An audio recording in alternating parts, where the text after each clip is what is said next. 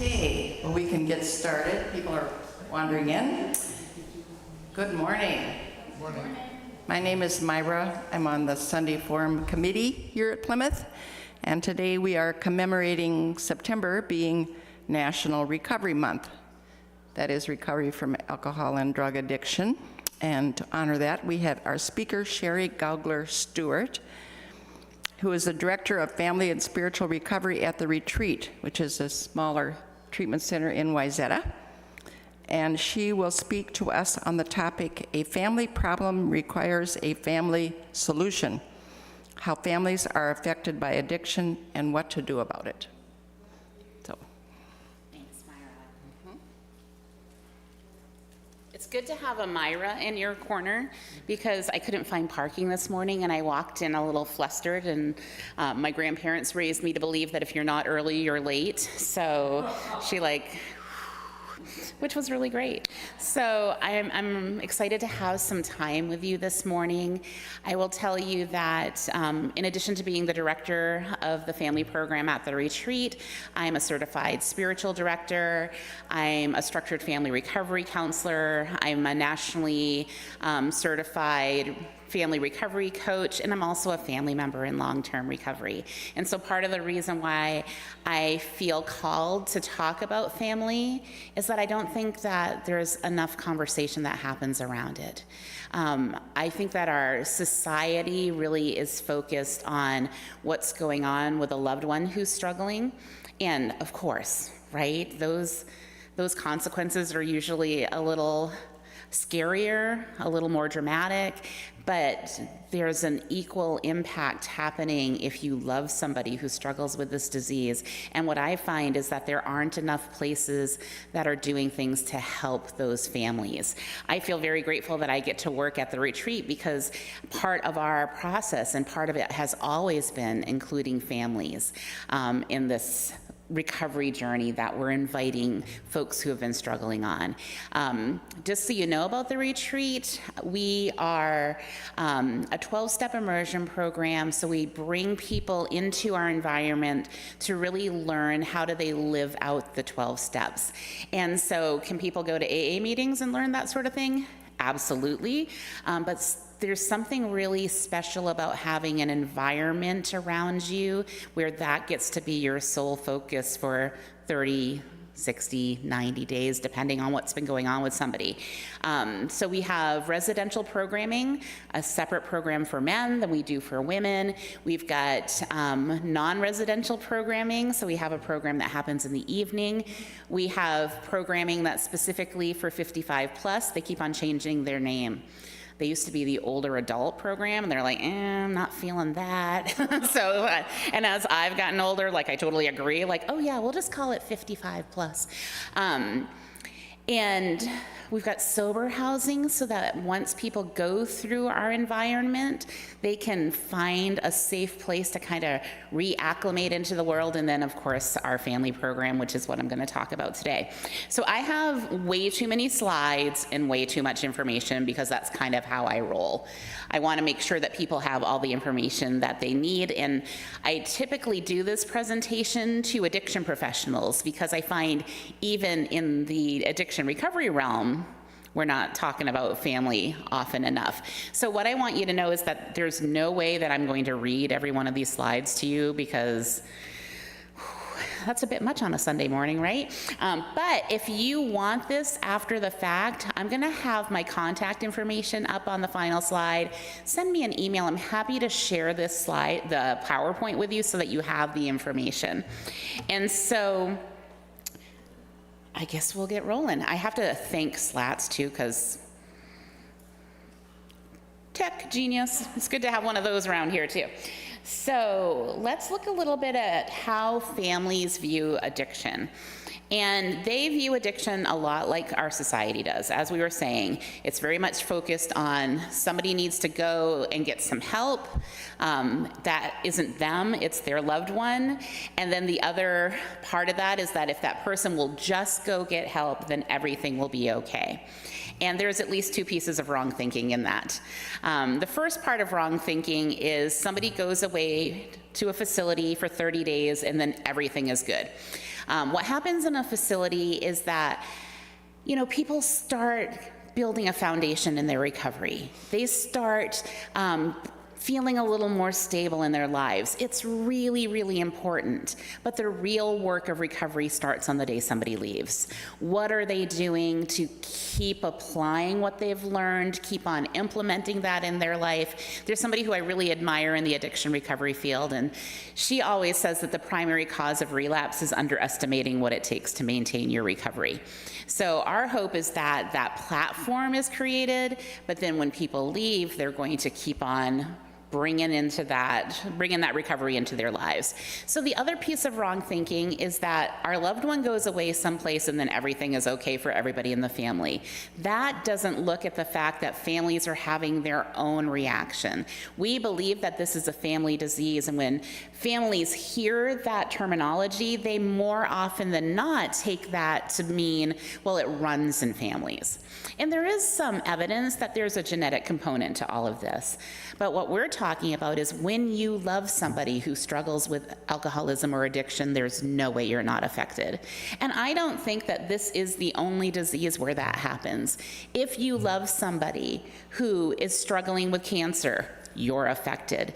It might look a little different, but there's an impact when somebody that you love is struggling. And so, the slides that I have are talking about what do we see as really important for families? And what we know is that families are often reacting in fear.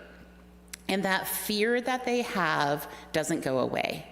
If their loved one goes into recovery, which is awesome, those family members can still have the same fearful reactions. The fear moves from, are they going to find recovery, to are they going to maintain recovery? So we can have somebody who's new in recovery and doing everything right, and if the families aren't getting an understanding of this and they're not getting support for themselves, they can have the same reactions to that loved one, which just creates extra pressure on that new recovery journey. So, part of what I think it's important to talk about with families, first and foremost, we need to give them resources so that they know that what they're dealing with is a disease. Our society is not helpful with that. Our society is very focused on people are making bad choices, if they would just do things differently. It makes some sense to me because I think that each of us view the world through our own lens, and the vast majority of those folks in the world can take or leave a drink. It's estimated that it's around 10% of the population that struggles with alcohol addiction. It's a little bit higher percentage that has the propensity, it's 14 to 15%, that has the propensity toward drug addiction. And most of us can wander out in the world and have a glass of wine at dinner, or be prescribed a narcotic after our surgery and be totally okay.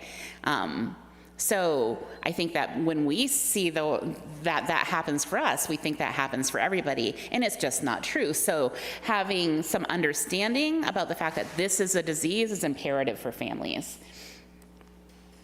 And that the symptoms of addiction aren't exclusive to the person who's struggling. What we have found in the research that has been done, and the research I'm talking about today is by a woman named Claudia Black, that there are symptoms on both sides of this disease that each side has in common. So I want to talk a little bit about those this morning. And I am going to watch time, Myra, too, to make sure I don't go way over, because I know you guys have other things going on. So one of the primary symptoms of alcohol and drug addiction is isolation. And if any of you have had that experience of watching somebody who you love struggle with this disease, you can see this happening. They start isolating more and more. They stop returning phone calls. They stop coming to family events. And one of the things that I do at the retreat is I have some time that I get to have sessions with those folks who are in our residential program, because I want them to know that these symptoms are happening on both sides of the family too. And so I'll ask them, how did you isolate? And then why did you isolate? And they talk about the heaviness of the guilt and shame that they carry. They talk about wanting to be left alone. That comes up for them. Sometimes they isolate because they think that that is protecting their loved one. Because if their loved one can't see physically what's going on, then maybe they're going to be okay. That isolation is not one-sided. We watch it happen with family members too. They'll stop doing things that they used to do just so that they can be available if they're needed.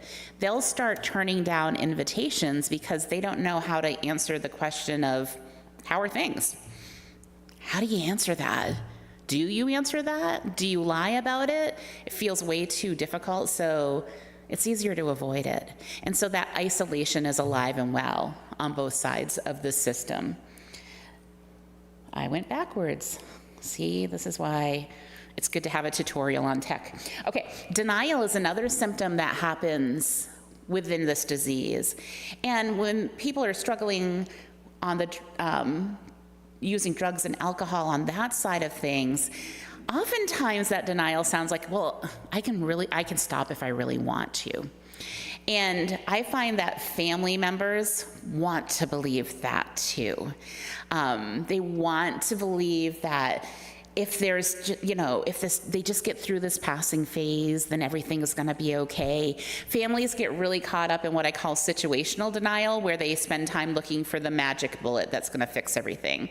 Those conversations start out with, hey, have you thought about maybe if you come along to this pottery class with me, that's going to change everything. And it's so hopeful, and I totally understand it, but in those moments, it's also denying that there's a bigger problem. And families will often deny that they've been affected. Sometimes when I'm dealing with families who are really caught up in resistance, their philosophy is it's their problem, not my problem, because they can't see how it's affecting them. So denial is definitely a symptom that happens. Another thing that happens with this disease, well, I'll tell you that the research shows that this disease manifests in a person in two ways.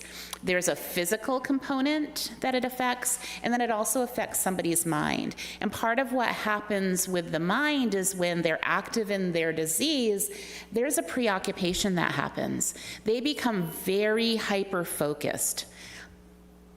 When can I use? Do I have enough? When can I get more? And so they stop being present to the world because their mind is taking them to when are they going to get that relief. And on the other side of things, families get really caught up in that preoccupation too. They're not preoccupied with a substance, they're preoccupied with their person. Where are you? Why aren't you responding to me? I keep on sending you text messages, are you okay?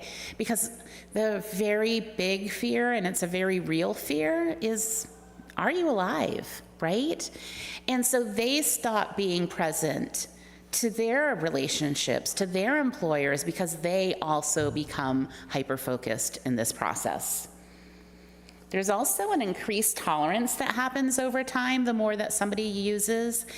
What we find is that if you have the propensity for alcohol or drug addiction, it takes more and more of that substance to get to that place that they're trying, that feeling that they're chasing after, that feeling that when it first showed up with them felt like it was an answer to some problems. So they have that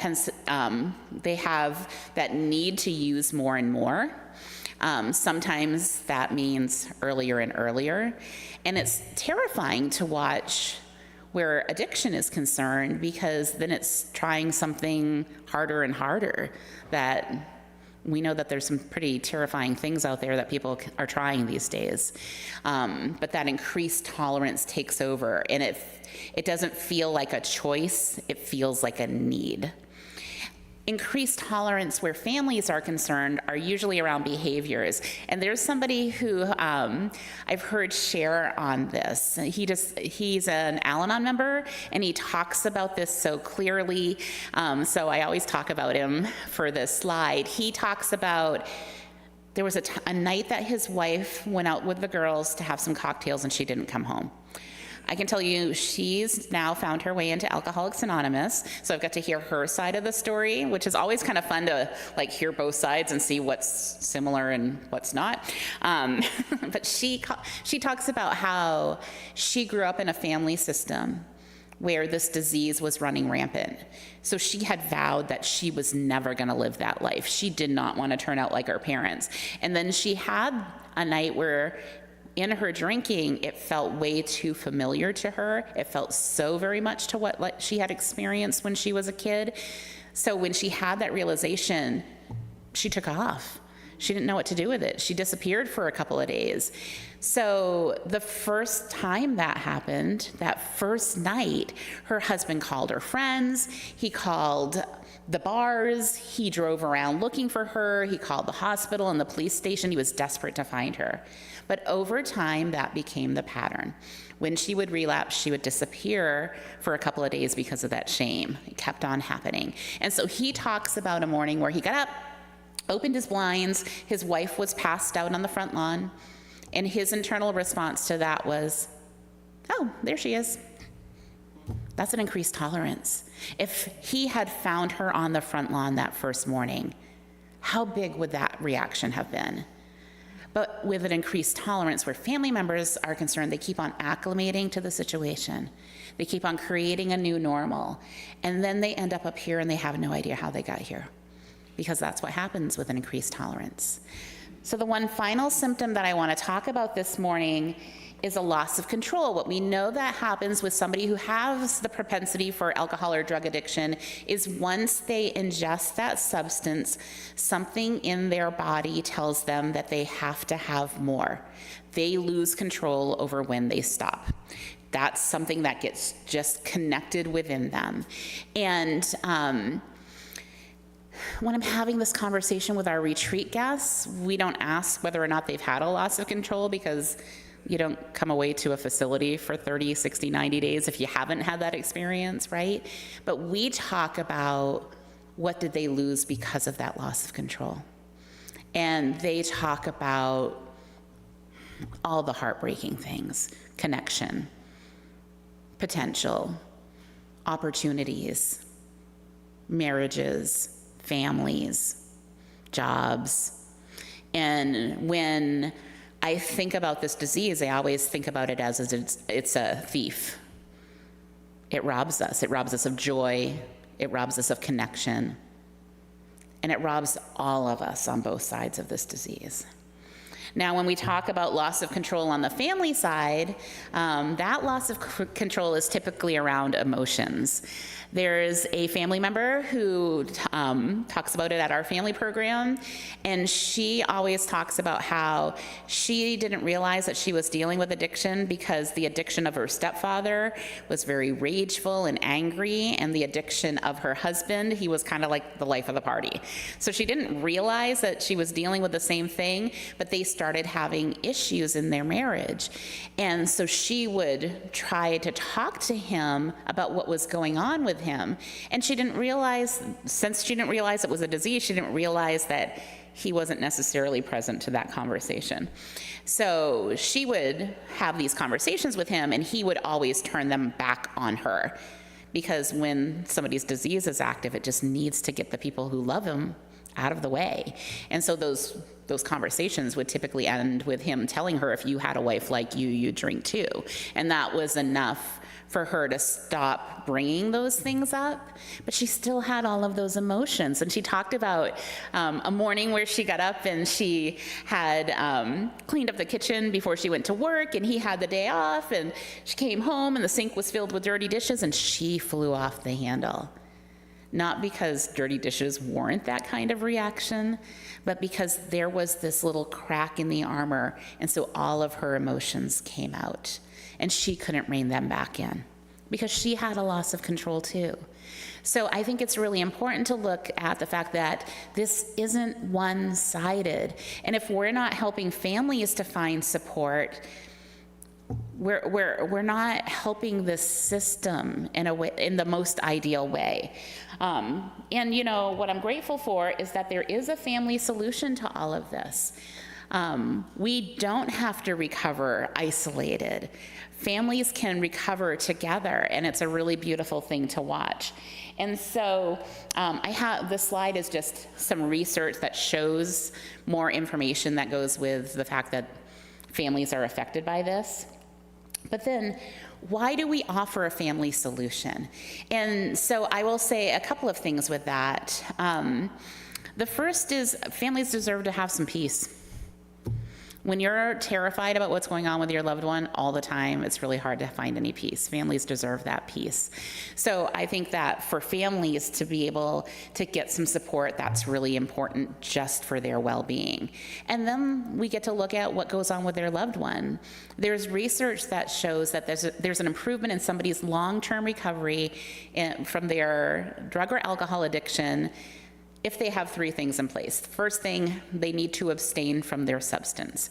Now, I will say that this definition comes from Stephanie Brown. She's a PhD, she's done a lot of research. There is a whole conversation out in our world about harm reduction. We don't have time to go into that this morning. That's a really long conversation. But according to her research, that stopping the use of the substance needs to be the first step. Kind of a gimme, I think, but not an easy gimme, right? If somebody finds a way to stop using a substance, the research shows that that's not enough. If they are somebody who struggles with alcohol or drug addiction, there needs to be more, and there needs to be some changes that take place in their lives. Part of why I love working in an environment where we embrace the 12 steps is that the 12 steps are 12 spiritual exercises that have been shown to have sufficient power to help people change. And that change, I think people get really frightened when they go in to get some help for themselves. They think about all of the external stuff they have to change. But really what happens is these 12 steps help them to change what's going on internally. How are they thinking about things? How are they navigating their emotional landscape? So if a person has found that abstinence and that change, the next predictor about long-term recovery for them is if they have a loved one in their own recovery journey, a loved one getting support for themselves and getting an understanding of this. And for most loved ones, that feels a little counterintuitive. They should go do the work, and then we'll be okay. But I think that there can be a helpful way that we can shift families in that understanding by giving them the opportunity to do some of this work. You know, I think that what I love about the information and the helpfulness that's available for families and family recovery is that it gives families something meaningful to do. And I think that we can help shift, you know, typical family members are trying to break through their loved one, and I'm not saying that doesn't end up having some help, but how do we help them in this process? So I'm going to talk a little bit. I'm going to skip ahead a little bit. I've got more research about why a family solution is important. And I want to talk about some of the resources that are available that can be helpful for families. How am I doing for time, Myra? You want time for questions at about 10:40? Perfect. Okay. I can do that. So the first thing that I think is helpful for families is to have a better understanding of what we mean when we say that this is a disease. And so the Surgeon General's report in 2016, they put together 421 pages of research showing why addiction is a disease. Probably your typical family member isn't going to read that. However, on their website, they have little two-page documents that are for employers, for families, so they can help get the most basic points across to families. The book Alcoholics Anonymous has a chapter in it called The Doctor's Opinion. And it was written a really long time ago. It was published back in 1939. But what I love about The Doctor's Opinion is that that doctor had a theory about what was going on with the people that he was serving, and all of that has been proven to be true. Because of the language at the time, he talks about what he saw in the folks that he was serving as an allergy. And an allergy in its simplest definition, particularly in that time, is just an abnormal reaction. And I find that most families really find that allergy concept to be helpful. And it actually ends up being really helpful for me as a facilitator, because I can talk about like this 10 to 14% we talked about of the population that struggles with this. It's about the same percentage of the population that has a shellfish allergy. I have a shellfish allergy. It's not because my parents were horrible or I made bad choices, right? It's just that's my physiology came together that way. It's about the same percentage of the population that are left-handed instead of right-handed. Like, it's just a thing that happens, where sometimes genetics put things together that are really awesome, and sometimes genetics put things together that are a little more difficult for us to deal with. So I think that that can be helpful. There's a video called Pleasure Unwoven. It talks about everything that's happening in the brain where addiction is concerned. And even though that video has won awards, they have it on YouTube at no cost for people to view. And then there's a variety of podcasts and speakers, and so I have some of them in my presentation. There's the Best Minds podcast. There's a couple named Jeff and Deborah J who have done a lot of work in the addiction recovery field, and what they realized is that they wanted to be able to help families have access to the people that had the best information about this disease. So they have all sorts of interviews with really fantastic people working in this field. There's a video called Nuggets that I thought I was going to show, and Slats and I did all the work to make that happen, but I think in the interest of time, we might not do that. But what I love about this video, it's like 5 minutes long, and it shows, there's not even any words to it. It shows what happens as somebody progresses through this disease. Because at first, they're probably doing what any of us in the population did. I know that I had cocktails in college back in the day. I didn't have the same reaction as my loved ones have had with that.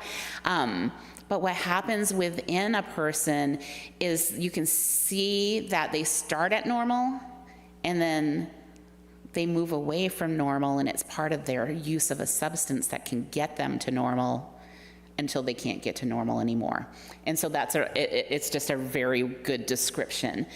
Texas Tech has done research, and I love it because they've done scans of the brains of people who struggle with addiction and their family members in reaction to that, and the same parts of the brains are affected.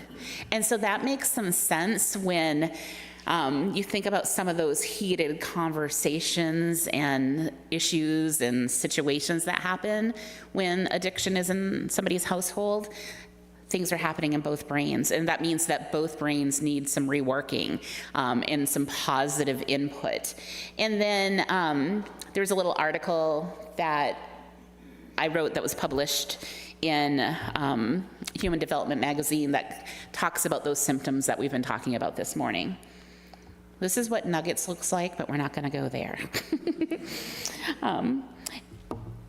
I want to talk about the most readily available help for families, and that is 12-step recovery. What I love about 12-step recovery, even though you're not going to see a therapist or, sometimes I think that we feel like we have to spend a lot of money to get help. You can go to any of these meetings and you can put a couple of dollars in a basket if you have it. But there's this really helpful thing for families to be around other families who have gone through this. And so they're going to walk into the room with people who, first and foremost, understand what they're going through. But they're also going to be around some people who are a little further in the process. And part of what happens in these 12-step recovery meetings is there is a tradition of passing that help along. So there are people that are there and eager to help. And so Al-Anon is for folks who have a loved one who struggles with alcoholism. So it's kind of like the counterpart to Alcoholics Anonymous. Nar-Anon has been designed for to be the counterpart of Narcotics Anonymous. Here in the Twin Cities, Al-Anon is the most prevalent, but Nar-Anon, there's some really good, strong Nar-Anon meetings out there. Nobody's going to kick you out if you have a loved one struggling with addiction and you go to an Al-Anon meeting. they're just gonna embrace you. In Chicago, Families Anonymous is just really everywhere. So that might be the thing that's easier to find. But I wanted to start by talking about those items. And then, sometimes people will get into the thought process of, oh my gosh, AA has been around forever, and Al-Anon, there's gonna be something that's a little better or a little more newfangled.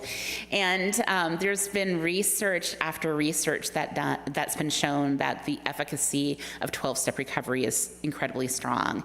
A couple of years ago, there was a study done by the Cochrane Review. I don't know if you know those folks. They were like the creme de la creme of the research community. They studied all of the studies that they could find that they considered to be appropriate studies that had already been peer reviewed, just to kind of look at the efficacy of 12-step recovery. And at every touch point, they found that 12-step recovery had higher outcomes than any other sort of intervention for people who struggle with drug or alcohol addiction. And so maybe it's still around from the late 30s because it's helpful. So I'm going to throw that out there. Now, I also know it's not everybody's cup of tea. So there are other things out there. So, with my family program, we serve the folks who come to the retreat, but we also open it up to anybody who wants to participate, because we know sometimes there are families who are wanting to get help, even though their loved one isn't ready. Sometimes there are families that have their loved one at a facility that doesn't have anything for family, so we want to be helpful in that way. Addiction-informed counseling. I have to say that, in my opinion, getting a recommendation about somebody who understands addiction and recovery is really helpful. There's a lot of people that will put it as a buzzword on their website. And if they don't really understand addiction and recovery, I think they can do some harm to people. So if you're going to find a counselor, make sure they're addiction informed. If you would need a recommendation, I can recommend people. I've got a whole list from the Twin Cities. Smart Recovery is also a pathway into recovery journey. They have a separate subset for families. There is a model called CRAFT that is family oriented, that's out there too. Celebrate Recovery uses the 12 steps, but they've reworded it to be helpful for spiritual communities. You find them in a lot of churches. They definitely have a Christian lens that they view through. So that's other pathways that can help for families. The next thing I want to show you, I'm not actually showing you anything other than a QR code. There's a really great website, and if you want to check it out, you can scan the QR code. It's called Get Help, Give Help. It's people who have been working in the addiction field, and what they did is they wanted to have a free resource for families. And there's all sorts of topics that you can hear like little 5 to 7 minute podcasts on. They talk about how do you intervene on your loved one with love? How do you talk to your loved one while they're in treatment? How do you talk to your loved one's counselor while they're in treatment? Like, they've really done some topics, because I think that when a loved one finally does find help, families feel like, I don't even know what to do right now. Like, I think that they are excited to be able to sleep through the night for a change, right? But then it's like, okay, so now I don't know how to navigate this. This website has been designed to help people navigate that. And then I wanted to talk about some other supports that are for families. The Partnership to End Addiction, drugfree.org, works a lot with parents. They do free parental coaching. I think it's 5 to 7 sessions that you can have. They'll send you text messages on a daily basis. They're the people, okay, so back in the day, I'm gonna age myself. I don't think all of you will remember this. They were the people that were like, this is your brain on drugs. Any questions with egg in the frying pan?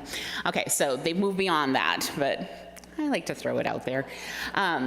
There is a podcast, Embrace Family Recovery podcast, by a woman named Margaret Thompson, and she is interviewing some really phenomenal people. Parents of Addicted Loved Ones, PAL, has a really incredible website. Families Against Narcotics is Michigan-based, but they have a great website to check out. Here in the Twin Cities, there's an organization called Thrive, and so they're using the CRAFT approach to help families. families, so I wanted you to know about them too. And there's also a lot of support for kids, and I think kids get left out of this. There's a fear, I think, about kids being affected, and so we don't want to talk about it. But I can tell you that if you're growing up in a family system where there's alcohol or addiction going on, you're affected. And they may not ever see that use, but what we know from the research is that kids pick up on the tension, and they need support for that too. And so all sorts of similar things here. There's addiction-informed counseling. There's children's programs. At the retreat, we have a kids camp. Alateen is like Al-Anon. It's for 9 to 19-year-olds. There's a couple of websites on here. There's a really great book called Hot Dogs Anonymous that was written by somebody who didn't know how to describe this to her kids, so she wrote a book. The Nick News, Under the Influence, Linda Ellerby did a bunch of interviewing of tweens and teens that had grown up in a family system, and some of their parents found recovery and some of them didn't.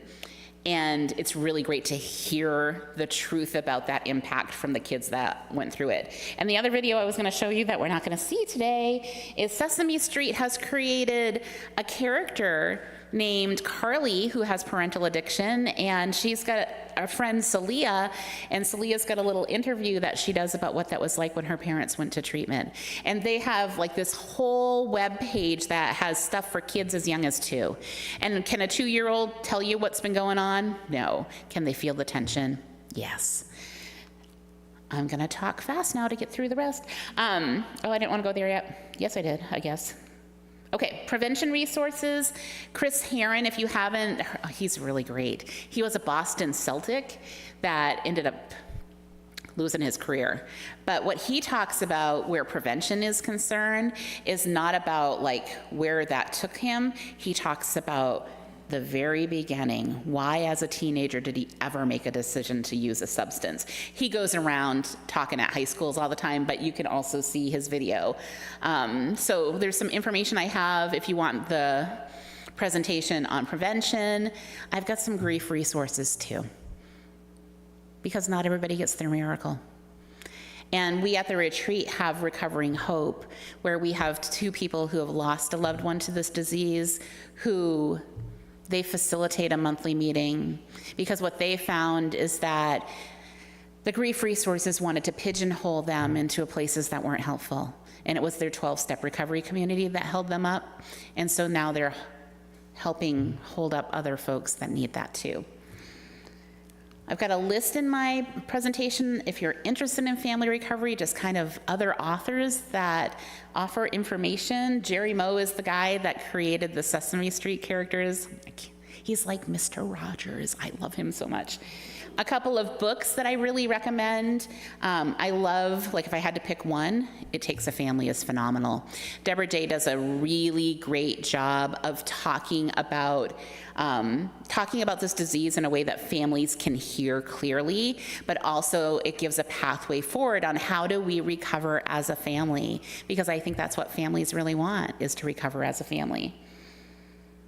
And I'm hoping that the message that you heard today is that there's hope and there's help, because I think that when we have somebody who's struggling with this disease, feels a little hopeless, but there are resources, and I'm happy to be one of those resources to you. So I went a little bit past my 40-minute cutoff, but I wanted to create some space for questions, if there's anything I can share that might be helpful. And again, I'm happy to share this presentation with you so you have more of the data that I just skimmed on by. We'd like people to use the mic, so we'll start here. Sherry, my question is about whether the harm reduction model proponents and the 12-step model proponents are collaborators or adversaries? I don't know how to answer that question. I think it depends on where you land.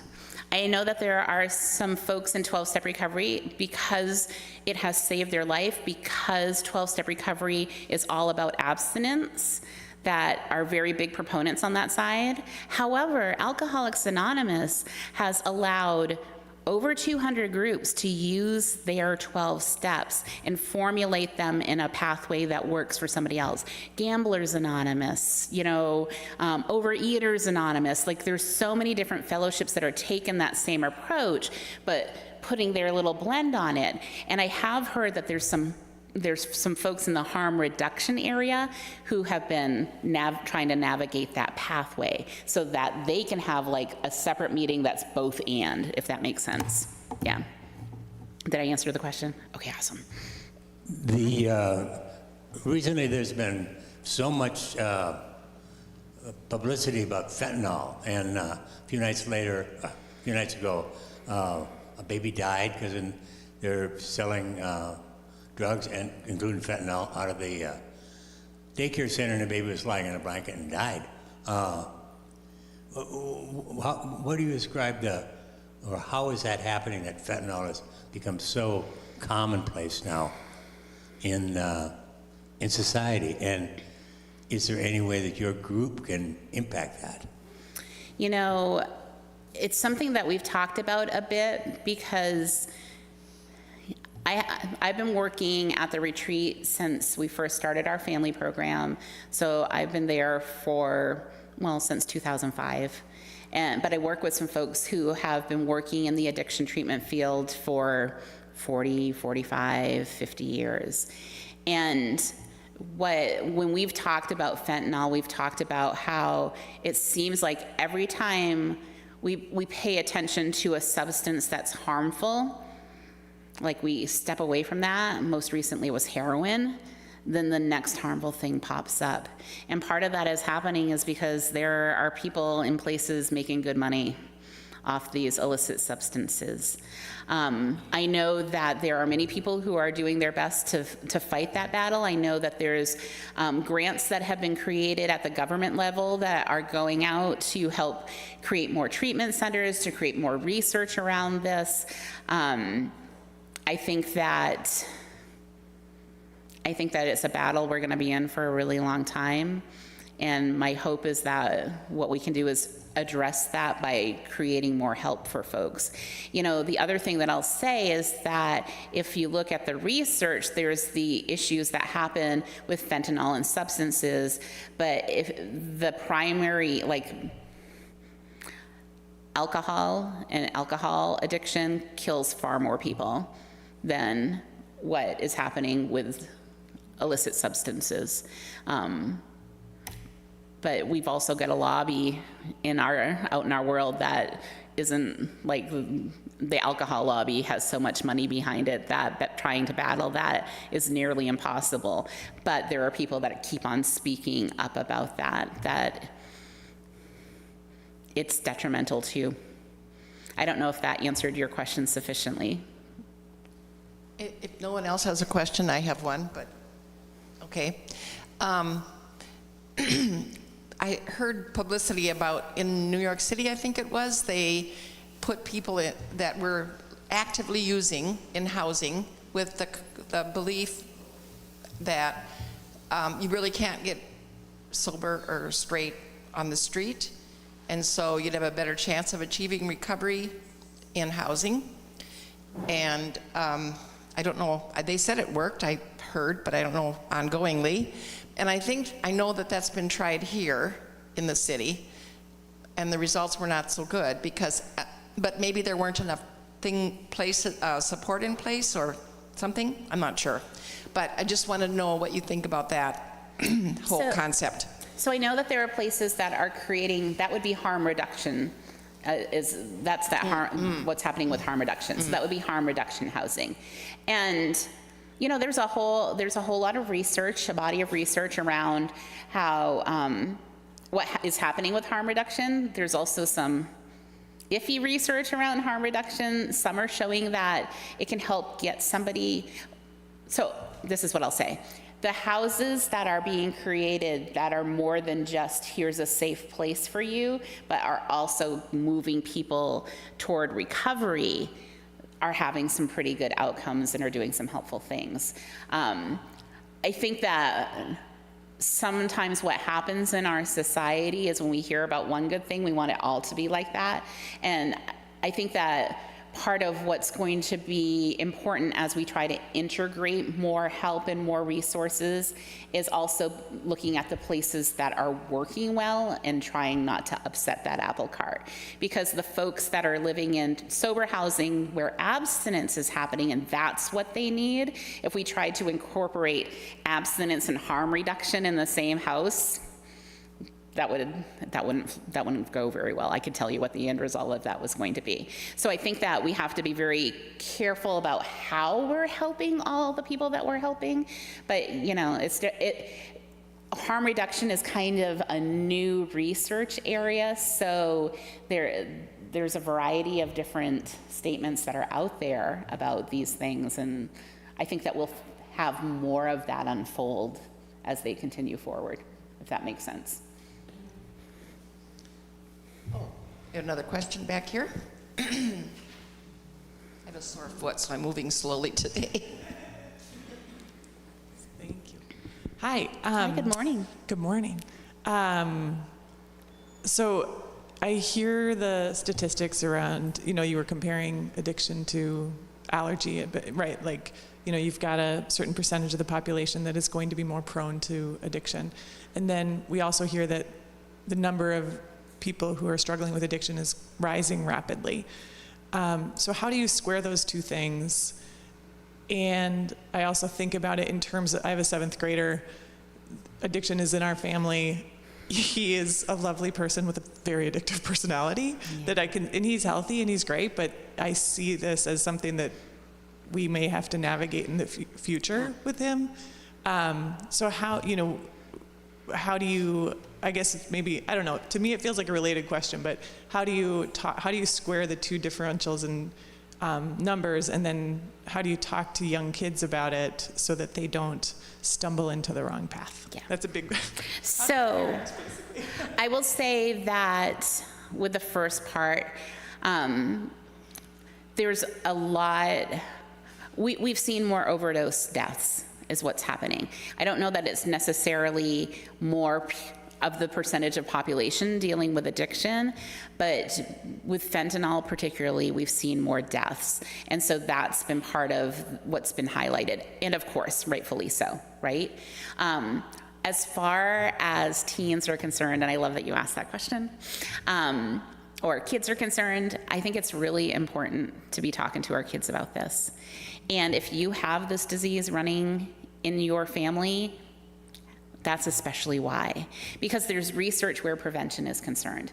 So when we're talking to our kids about this, what happens is that it typically pushes back their average age of first use, because if they really understand this disease and that it happens and it has the opportunity to happen to them too, they don't want to start as early as some other kids do. The average age of first use in the United States is 12. And so that means we're averaging in the 16-year-olds with the 8-year-olds. And we've served some of those kids that started at 8. Usually it's when addiction is alive and well and unsupervised in their family, right? The other piece of research that I think is really helpful with prevention is that when we're talking to our kids clearly about this, if they use a substance and they figure out they have an issue with it, those are the kids that seek help more quickly, because they know what to do. They know we can have that conversation with our mom. We know that she knows of some resources that can be helpful. So I think that the conversation is really, really important, and it's not comfortable. There are some resources out there on how do you have those conversations with your kids. There's a website called SAMHSA, S-A-M-H-S-A, I always spell it wrong, Substance Abuse Mental Health Services Administration. I'm really impressed that that came into my brain. But they have, if you shoot me an email, I can send you the links on how do you have those conversations. And I also have like resources for talking to kids that are younger too.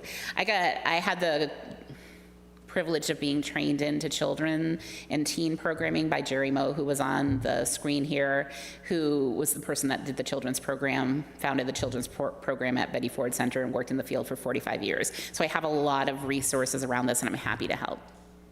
Yeah. Well, unless there's another, I guess we are a little past time, so we probably have to end. And so anyway, I thank you. Thanks for the time this morning, everyone. Speaking to And us. seriously, if there's anything at all I can do to be helpful, please don't hesitate to reach out. Okay, and now I have to tell you that next Sunday, which is October 1, and we will be here. We will not be shut down, whether or not the government is shut down. We will not be.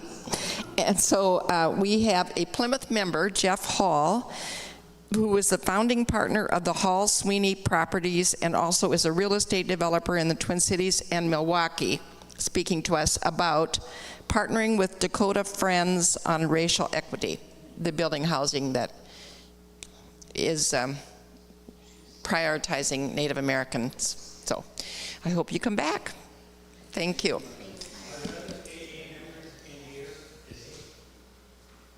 I didn't hear what he said, but that maybe was just for him. This was phenomenal. I've been going to Al-Anon since 1980 and Nar-Anon since 2003, but I learned a lot. I didn't know there was so many